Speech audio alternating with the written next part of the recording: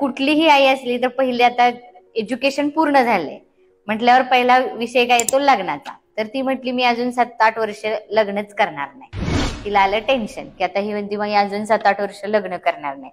म्हणून तिने मला फोन लावून दिला. आधी फॅक्ट आहे म्हणलं, तुझं आता वय किती?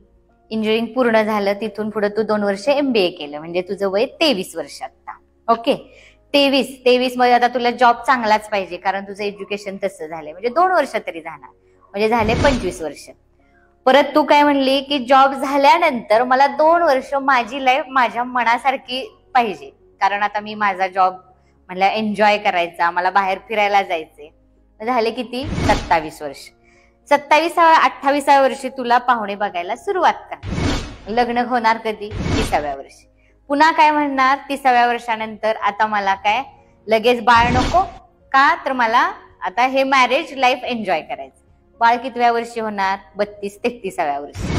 मग म्हटलं हा विचार केला का शेवट बाळ पाहिजे? सगळं झाल्यावर शेवट एक तरी बाळ हवंय. ओके, हवंय का? हो म्हणली पाहिजे. मग म्हणलं तू ह्याचा विचार केलास का की ते बाळ कसं होईल? तू तुझ्या आईला कितव्या वर्षी झाली? म्हणलं विचार. आणि म्हणून तू हेल्दी आहेस. मग मेंटली असेल, फिजिकली असेल, एज्युकेशन, ऑल पर्सनॅलिटीनी. मग तुझं जर 33व्या वर्षी बाळ होणार असेल तर ते कशावरून हेल्दी असेल?